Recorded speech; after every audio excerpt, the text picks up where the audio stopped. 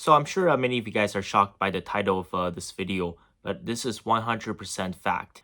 In fact, this is true for all Chinese women living abroad as well. So if you're thinking of dating, marrying a Chinese woman and having a baby with her, you have to take this into consideration.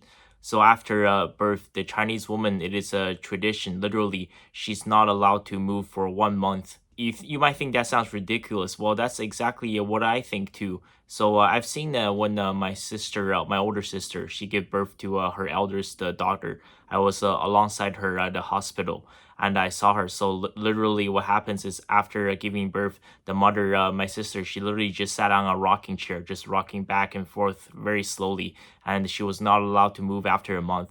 And they have a new concept that this just started, maybe, I don't know, I would say 2009, 2010-ish. And you have to hire like a monthly nanny, especially just for the new mother. Price of these nannies are through the roof. You're looking at 4 or 5 times versus what it costs to hire an average nanny. And my sister had to be put on a special diet. She had to eat 6 times a day with miniature-sized dishes to make sure she can get all the ingredients, all the vitamins, and all the supplements, everything into her body. You see this a tradition. This is called the 坐月子. The literal translation's sitting for a month. So that's what you're doing.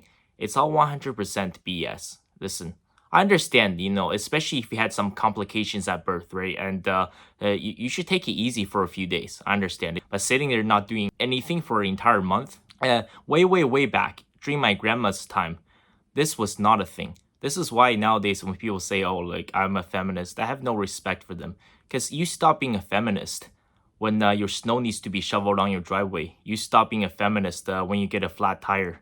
You stop being a feminist when you need someone to open the door for you. You stop being a feminist when the garbage needs to be taken out.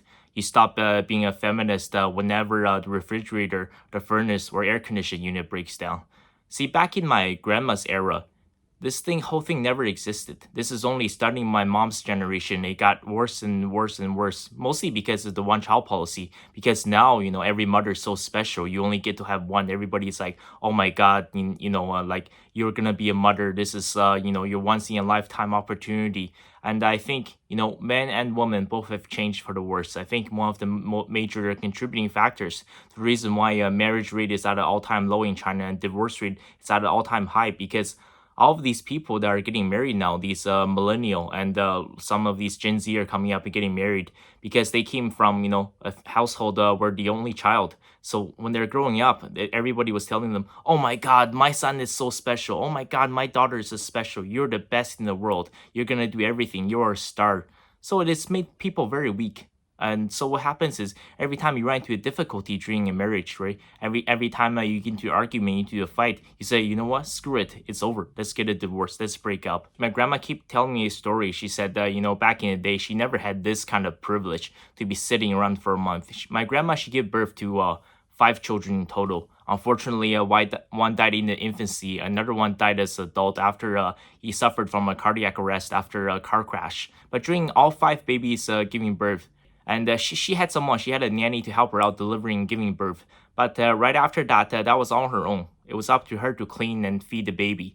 And you remember my mom, she was born in 61. And my grandma's eldest, he was born either 59 or 1960. During 1959 to 1961, Mao Zedong, he implemented a policy in China. It's called the Great Leap Forward. Unfortunately, it completely backfired. It led to the greatest famine in history.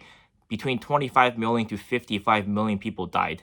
So when my grandma was raising my mom and her older brother, she literally had nothing to eat. I don't know where she could even find milk. Back then in China, there was no baby formula. And she said at the best, once in a while, you get a carrot or a cabbage.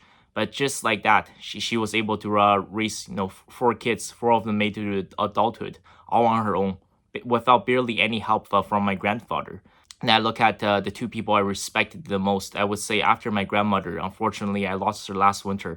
But there's also my grandmother's younger sister. They passed away within a months apart. So my grandmother's younger sister, she grew up just extremely poor, never had any kind of money, but she was able to get a decent job. She worked as a nurse And in China, the woman retires at 55. Remember, the man usually is between 60, mostly 60, sometimes 65. For women, it's always 55. But for her entire lifetime, I know she has at least 3 kids. All 3 of them are deadbeats. Last time I visited her when she was alive, 2 of them are still living at home in their 40s. So obviously, even though she makes a decent salary, more than enough for herself and to support her husband, who is constantly ill and not really able to work. But unfortunately, because of her deadbeat kids, she has to take care of everybody. So she lives in this crazy, shitty neighborhood. When she was working as a nurse, back then she had no bicycle, no car, no transportation. She had to take the train to the hospital every day. And she was working 996. What do we mean by 996? 12-hour shifts, 9 a.m. to 9 p.m. Right, that's just a phrase. It could have been, 7 a.m. to 7 p.m. Sometimes she had to work night shifts as well, and 6 days a week, 72 hours a week. And she literally had to, the train was probably maybe half an hour. And after she gets off the train, because she lived in such a remote area, like up in the mountains, she had to walk for at least another half an hour to get home. So every day she was out there for 15, 16 hours. She never once complained about the hardships and the difficulties she had to face in life. And back then, she didn't have this kind of privilege to be sitting there for a month. I think, it's gotten so ridiculous. This is how weak people have gotten for both men and women. And it's all a money scam. Because if you think about it, right, all these, especially these new mothers after they give birth, the special meals, they cannot just eat like normal people food. I've seen these dishes that they serve. The cost is outrageous. It's equivalent of eating, filet mignon and butter poached lobster every single day. And these nannies, they cost so much money, and they charge all these extra fees, all these extra cleaning fees. Like when I saw my sister giving birth to her first daughter, like the amount of money her ex-husband spent, it was just through the roof. It's no wonder he was forced to commit suicide. We're putting so much pressure because all of that, it's on the man. And one of the most insane stories my grandma told me what happened during her generation was that she had this one friend, this lady, that she had 15 children. 15 children, no C-section, no twins or triplets, all natural birth. And she told me that with the exception of one of them, 14 of them waited to adulthood. And even now, she told me her husband, he was a deadbeat. He didn't give a shit about any of the children. So my grandmother's friend, she had to take care of all 14 babies all on her own. As soon as the baby was born, that was all on her. She had to literally, after the baby was pulled out, she had to cut the umbilical cord. She had to clean up the baby, the placenta, all the mess and everything. And right away, she started cooking. And right away, she started milking and feeding the baby. She did that for 14 different babies that made it to adulthood. While the father figure was never there. But see, back then, these women, they were really oppressed. I truly believe that. But these women, they never once complained. Look at the modern woman. Look at the modern feminists now.